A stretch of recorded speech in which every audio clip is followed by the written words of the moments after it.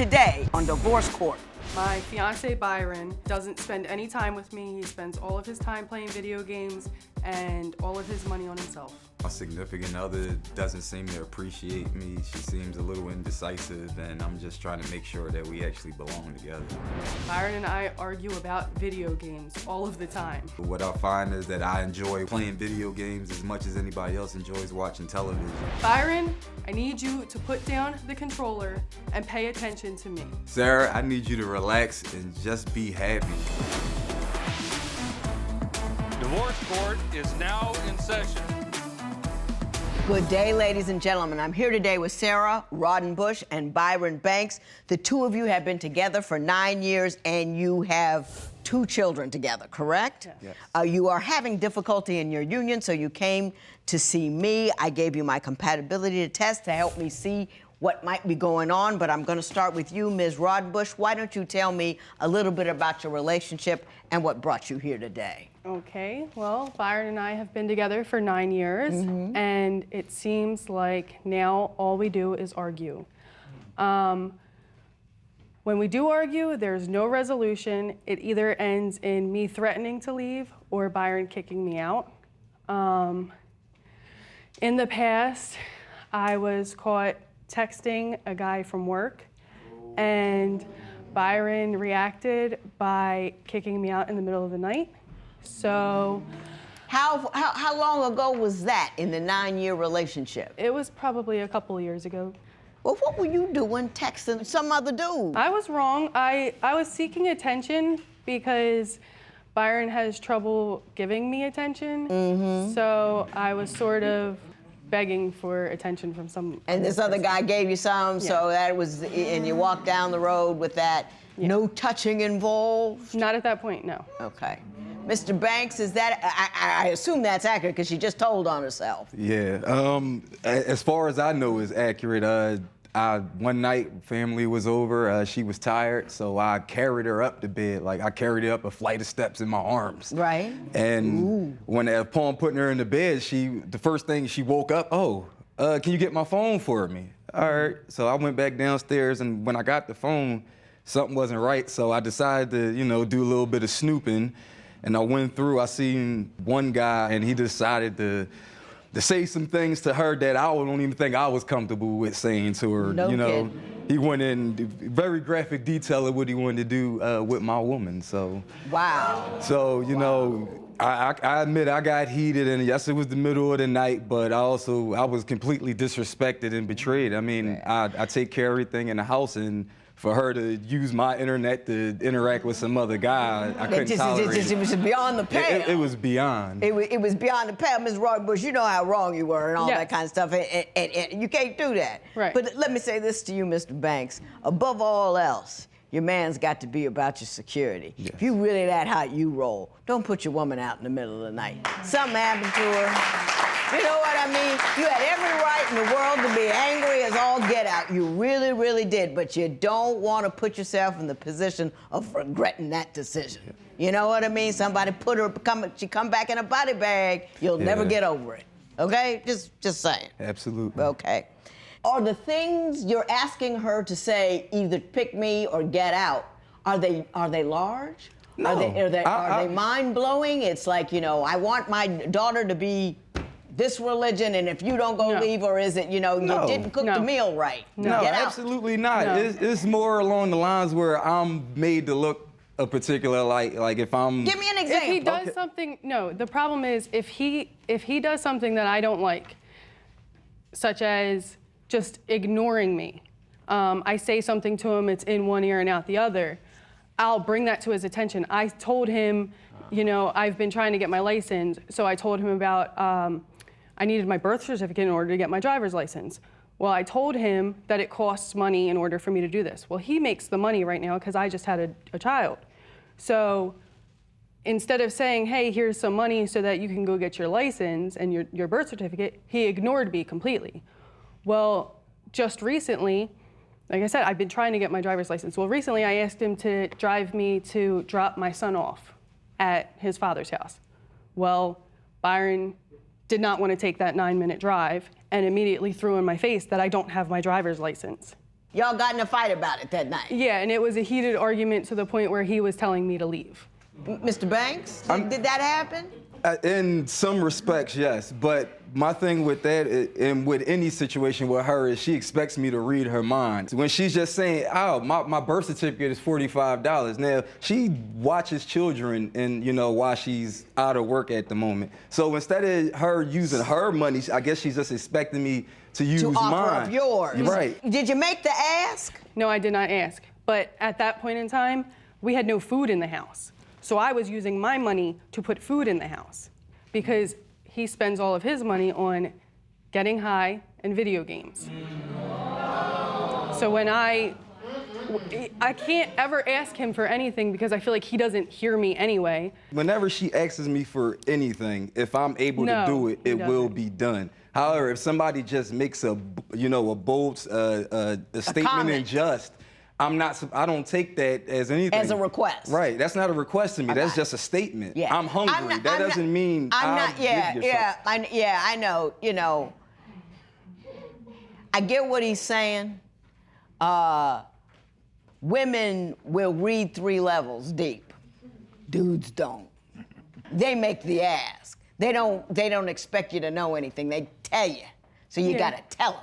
Yeah. You but with the thing about it is when I do tell him something or ask him for something, he doesn't listen. So. Oh, I believe that to be the case. I believe that to be the case. But we will we'll continue this, and I want to talk about how you communicate or fail to communicate in more specific terms. You know what a woman always wants to speak about?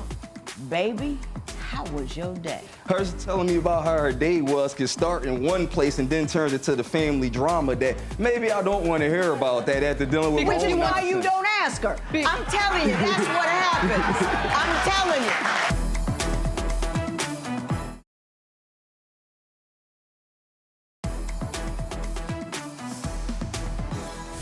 You say that that your communication issues stem in large part because everything you say goes in one ear and out the other.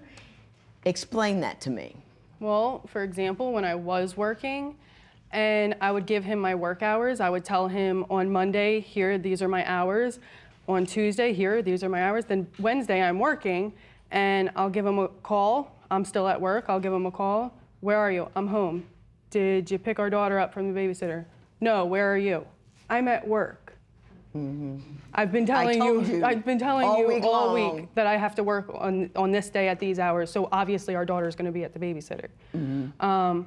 Coming home to a mess every day. When I was working and he wasn't working, I'd come home to a mess. I would ask him consistently, can you make sure that at least the kids are changed and fed?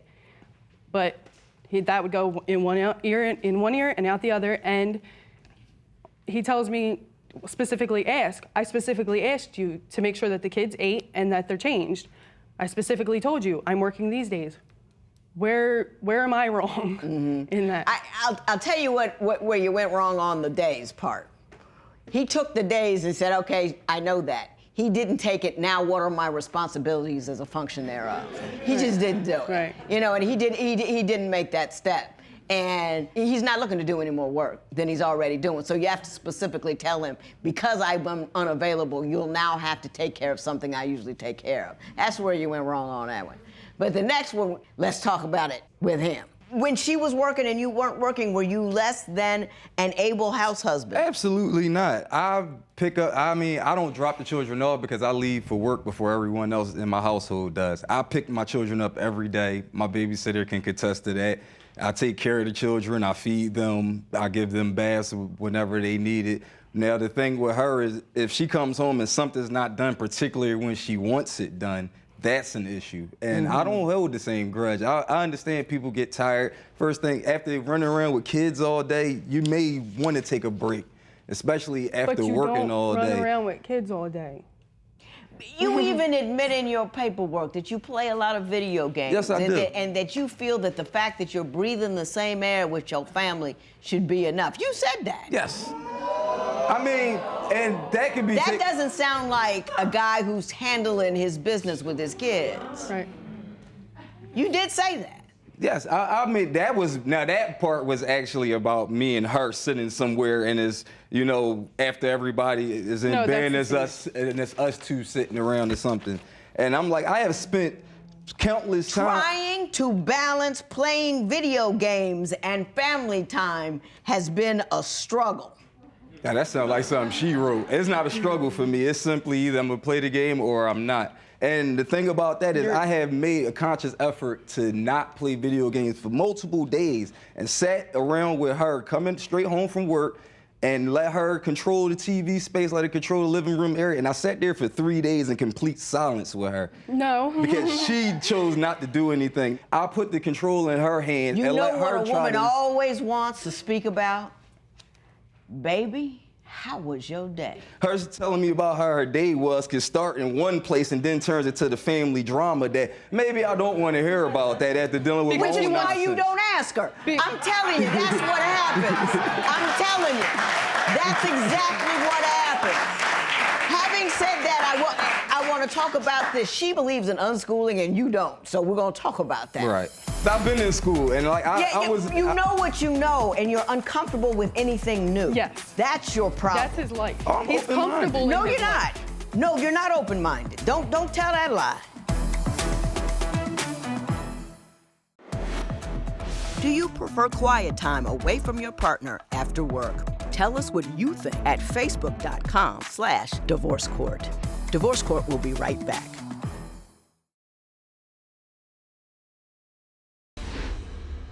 Mr. Banks, you say she's unschooling your kid and you find that unsatisfactory. Why don't you tell me what unschooling is? I mean, according to the definition I found, was unschooling was a branch of homeschooling where the child pretty much dictates the curriculum. He decides if he wants to learn, if he wants to be engaged with anything. And I mean, as an adult, if you give me the option of either doing something and not doing something, I'll take whatever's easier for me. Which is what I believe the child would do in the same sense. Do you agree with that definition of unschooling? Let's get terms correct. Yes, the definition of unschooling is a form of homeschooling where the child leads the education. But it's not they sit there and do whatever they want. But that's what ultimately happens. No, whatever he was shown interest, whatever he showed interest in, that's what we would do that day. My son is very into numbers and computers and technology and all that. He learned how to code on his own at 8 years old because of unschooling, because I let him, he was on the phone or on the tablet, on the internet, but I was controlling what he was doing. I feel like that's more beneficial than going to a school that's rated 1 out of 10, where all that's pretty impressive. If your 8-year-old can code, you know what I mean? Oh, yeah. How can I say anything about that? I mean, but at the same time, if he can't read or write his code and won't amount to anything, like if he can't read, if he's supposed to do What if there are certain areas he just don't like? Like writing or reading books or whatever it may be. How do you demand proficiency in areas he finds uninteresting? Well, the thing about it is my son has been reading and writing since he was 4 or 5 years old. He doesn't show as much as interest in writing, but to me, that's not a bad thing. He knows how to articulate what he wants and what he needs and can tell you a story. Do you feel that your children are not educationally apt or appropriate for their age? I mean, Oh, absolutely The not. method is different, but are the results good? Yeah, oh, absolutely. I believe my children are quite intelligent. Like, But educationally able. I'm not talking about intellect. Educationally able. If you believe they're educationally able and their intellect is appropriately engaged, why would you be unhappy with the method by which she does it? Well, because again, if it's put into a child's hand, a child is indecisive. They can quickly change what they want to be interested in. You're talking theory. I'm talking I'm talking reality. I've been in school and like you know what you know and you're uncomfortable with anything new. Yes. That's your problem. That's his life. I'm He's open-minded. comfortable No, in his you're not. life. No, you're not open-minded. Don't tell that lie. You are not open-minded. I know open-minded when I see it. That ain't it. But we're gonna move forward from there and see if we can get somewhere where we can agree on something. Which complaint would cause you to leave your partner? Share your opinion on Twitter and Instagram at Divorce Court. Divorce Court will be right back.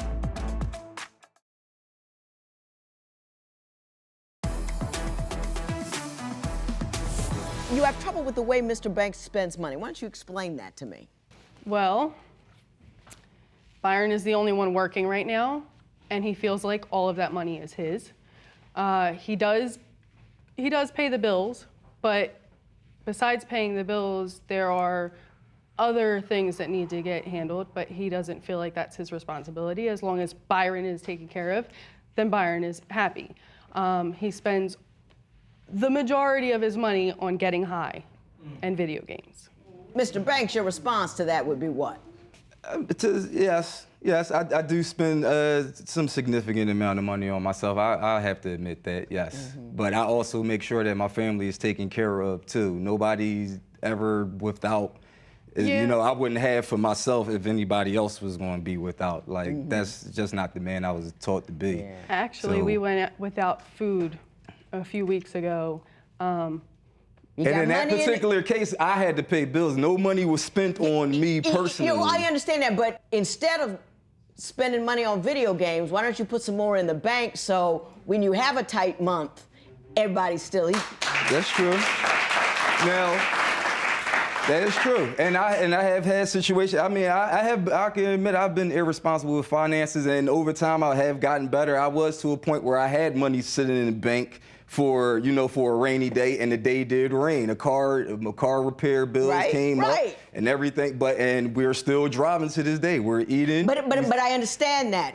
But she said a couple of weeks ago, food got tight. Right. And what you're saying is, I am into my video games and I spend a lot of money. And I'm saying you don't have the discretionary income to afford that because your kids should never be this close to not eating. Right. You with me on that? I'm absolutely with you on that. And that's what I'm saying. In that particular situation, no funds were allocated to Byron But Banks it's not that all. particular situation. Yes.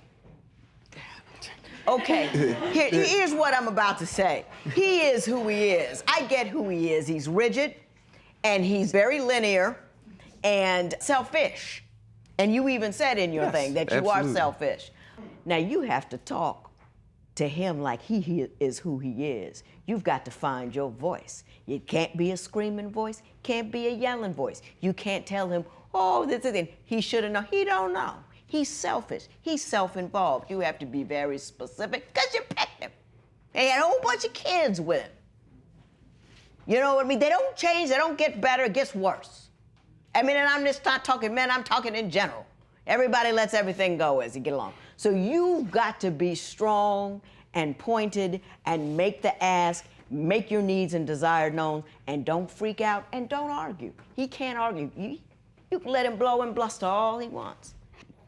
And when he put you out, he said, I'm not leaving. This is my home. These are my children. And I will not go.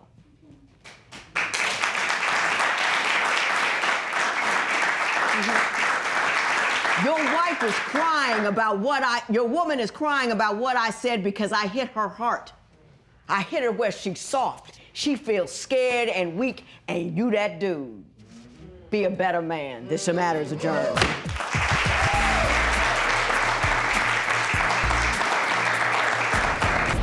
Byron puts me out of the house one more time, I'm not coming back. Yeah, I know Sarah's upset with me for putting her out. I will do a better job of not putting her out. I haven't thought about how that affects my children as much as her. So there will be efforts put in place to make sure that we don't have these situations again.